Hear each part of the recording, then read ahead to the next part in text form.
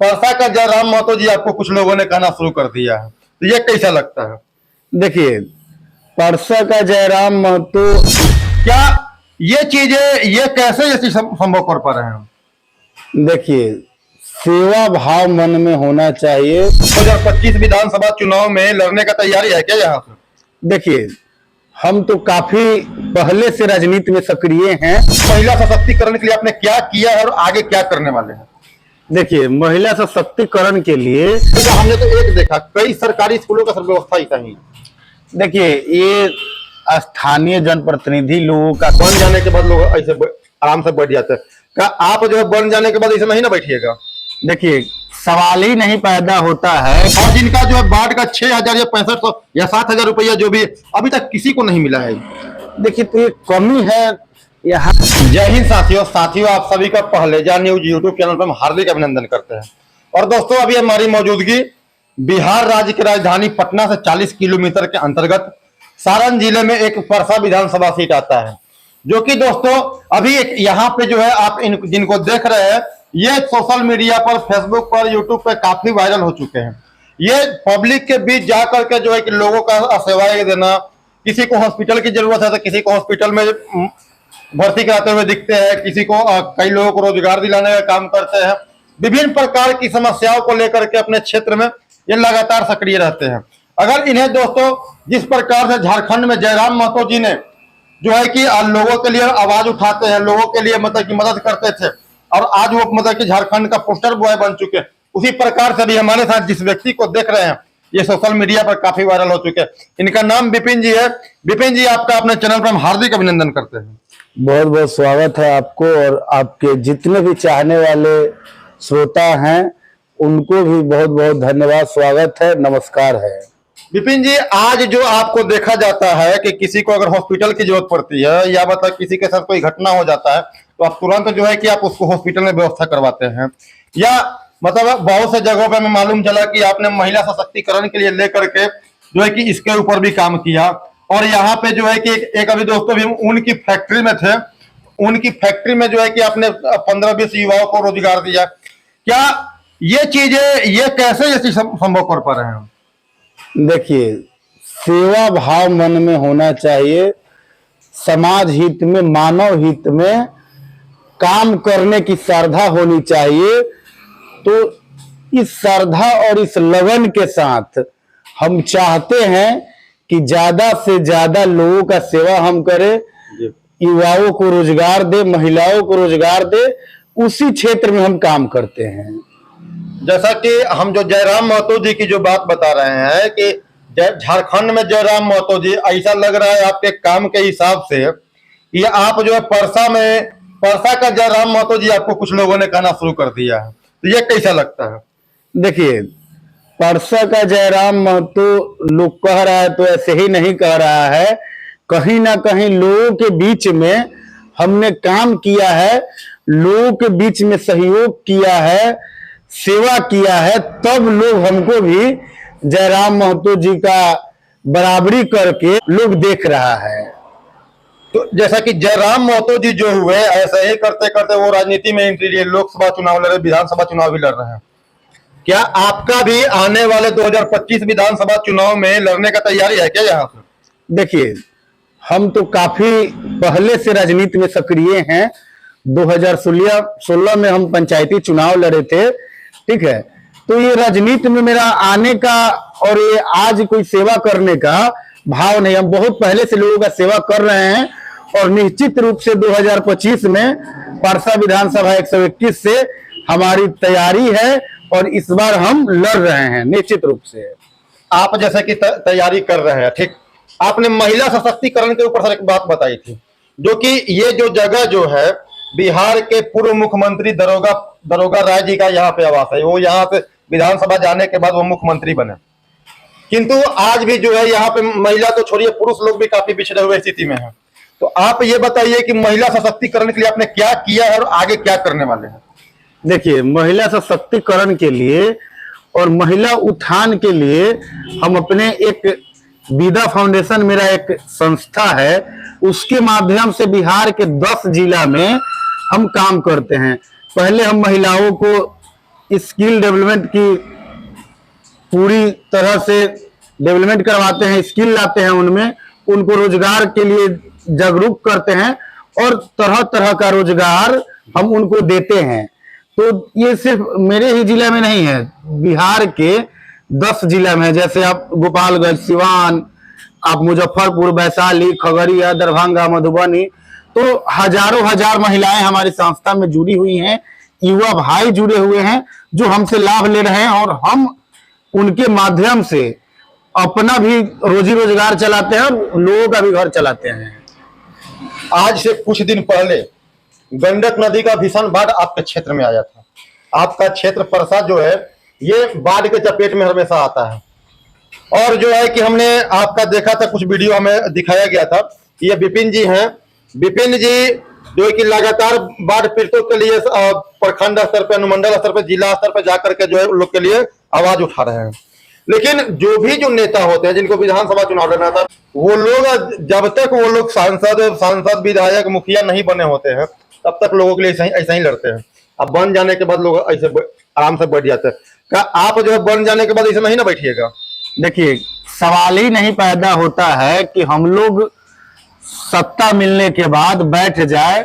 हम लोग सामाजिक आदमी हैं, हम लोग एकदम समाज के निचले तबका से आते हैं, हम लोग गरीब का दर्द समझते हैं। हम कोई ऐसा नहीं है कि हम धाना सेठ के लड़का हैं या हमारे पास हजारों करोड़ लाखों का ये पहले से हमारे बाबूजी अर्ज दिए हैं। हम लोग एक संघर्ष करने वाले व्यक्ति हैं। हम लोग जानते हैं गरीबी क्या है और क्या परेशानियां आती है गरीब को। तो हम लोग कहीं से पीछे हटने वाले नहीं हैं। हम लोग परसा की धरती से अगर इस बार विधानसभा जाते हैं तो मेरा समझिए कि 100% नहीं 110% जनता के प्रति ही प्रेम सद्भाव रहेगा और उनके बीच में रह के उनका हर एक काम करेंगे। अभी सर थोड़ा देर पहले हम यहाँ पे भी आ ही रहे थे, रास्ते में हमने एक सरकारी स्कूल देखा जो कि जहां तक आप ही कहे विधानसभा क्षेत्र में आता है। वो सरकारी स्कूल ऐसा था, लग रहा था कि 5 मिनट के बाद गिरेगा, 15 मिनट के बाद गिरेगा। और उसमें जो है कि लगभग हमको लगता है 50-60 बच्चे को लेकर के टीचर पढ़ा रहे थे। सर ये चीजें सरकार तो जो है कि फंडिंग करती है, लेकिन और यहाँ पे धरातल पे कुछ और दिखाई देता है। बताइए वो यहाँ पे 15-20 बच्चे अगर 5-10 मिनट 15 मिनट कब गिर जाएगा कोई था पता नहीं है। गिर जाएगा तो जो है कि मरेंगे कि नहीं मरेंगे। और प्लस में ऐसा हमने तो एक देखा, कई सरकारी स्कूलों का सब व्यवस्था ऐसा ही। देखिए, ये स्थानीय जनप्रतिनिधि लोगों का कमी है जो इस पे आवाज नहीं उठाते हैं। उनको अगर वो यहाँ के जनप्रतिनिधि हैं, विधायक हैं, तो उनको देखना चाहिए कि भाई हमारे क्षेत्र में व्यवस्था किस तरह का है, स्कूल का व्यवस्था क्या है। वो उनके ही अंदर में स्कूल आता है, उनको विकास करवाना चाहिए। तो यहाँ के जो भी विधायक बने हैं 75 साल में 4-4 परिवार, 3-3 परिवार का लोग बना है। जैसे कि आपने बताया है कि हमारे ही विधानसभा से मुख्यमंत्री रहे थे दरोगा बाबू और उनका लड़का मंत्री रहे हैं, उनकी बीवी विधायक रही हैं। तो ये सब लोग अपने झोली भरने का काम किया है और परसा विधानसभा को भरनष्ट करने का, लूट का एक केंद्र बनाने का काम किया है। कहीं से कुछ परसा में विकास ये लोग किए नहीं है। फिर एक और व्यक्ति आते हैं 15 साल 20 साल राज करते हैं, उनका भी यही हाल है, पूरे घर परिवार मिलके समाज को लूटने का काम कर रहे हैं। तो ये परसा का विडंबना है कि ऐसे लोगों को सदन भेजती है परसा। लेकिन इस बार परसा की जनता मन बना चुकी है और परसा में जो कमी रह गई है उसको पूरा करना है। बहुत सारे ऐसे लड़के हैं जो कि गांव की पगडंडियों में दौड़ लगाते हैं, मतलब जो जिनको सेना में जाना होता है। यहाँ पे रनिंग का कोई ट्रैक नहीं है, कोई फील्ड नहीं है। व्यायाम करने के लिए, सुबह लोगों के टहलने के लिए, जो है कि योगा करने के लिए भी कोई मतलब आपको स्थान चयन नहीं किया गया गवर्नमेंट की तरफ से। या क्या नहीं लगता है कि आपको मतलब जो जिन लोगों जो पहले यहाँ पे रह चुके हैं वर्तमान में भी उनको ये काम करना चाहिए, और इन लोगों ने नहीं किया तो क्या आप इस काम को कीजिएगा? एकदम निश्चित रूप से हम लोग करेंगे। हम लोग काम करने वाले लोग हैं। हम लोग तो आज पद पे नहीं है, तब पर भी हम लोग 10 जिला में हजारों महिलाओं युवाओं को रोजगार देने का काम किए हैं। तो हम लोग तो खोज के काम करते हैं अगर हम सत्ता में आते हैं, विधायक बनते हैं परसा के, तो सबसे पहले मेरा प्राथमिकता होगा कि युवा को कैसे हम आगे लाएं, महिलाएं को कैसे आगे लाएं।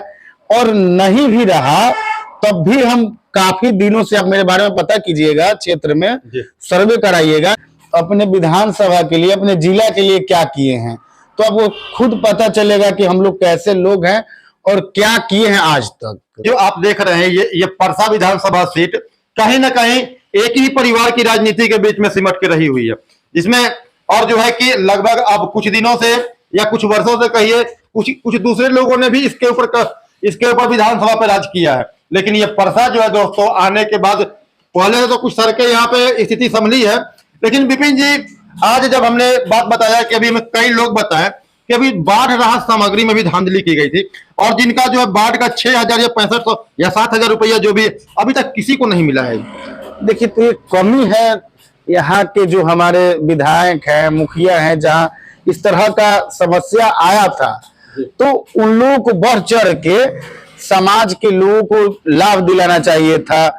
हम लोग जितना बन पड़ा, हम लोग बिना पद वाले आदमी, हम लोग जितना बन पड़ा उतना हम लोग किए, लेकिन ये साफ साफ इन लोगों का मनसा ठीक नहीं है।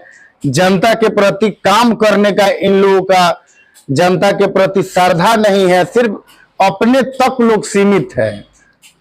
चलिए दोस्तों, अभी देख सकते हैं हम अभी परसा में मौजूद थे। परसा में हमारे भावी विधायक प्रत्याशी, परसा का जयराम महतो कहे जाते हैं, विपिन भाई मौजूद हैं। विपिन भाई, आज आपसे जो है कि हमारे दर्शकों को, जो लोग जो देख रहे हैं या जो बहुत सारे ऐसे लोग हैं जो कि गोपनीय रूप से विधानसभा चुनाव का बिहार के कई विधानसभा सीटों पे काम कर रहे हैं, उनके लिए कुछ मैसेज आपके तरफ से देना चाहिएगा? देखिए, हम तमाम बिहार के नौजवान भाई, मित्र, साथी सभी को हम एक ही मैसेज देना चाहेंगे कि राजनीति में आना आपका बहुत जरूरी है, और आने वाले समय में आप मजबूत नहीं होइएगा, आप सक्रिय नहीं होइएगा, आप लड़िएगा नहीं, संघर्ष नहीं कीजिएगा, तो आने वाले समय में उन्हीं नेता के बेटा और पत्तो आपके ऊपर चढ़ के तांडव करेंगे, वही विधायक बनेंगे, वही सांसद बनेंगे, वही मंत्री बनेंगे।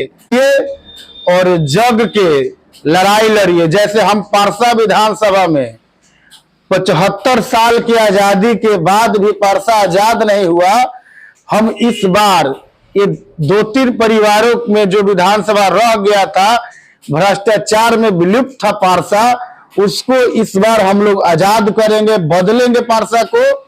इसी चंद शब्दों के साथ जय हिंद, जय भारत। चलिए साथियों, फिर मिलते हैं आप सभी को अगली वीडियो में, तब तक लिए जय हिंद।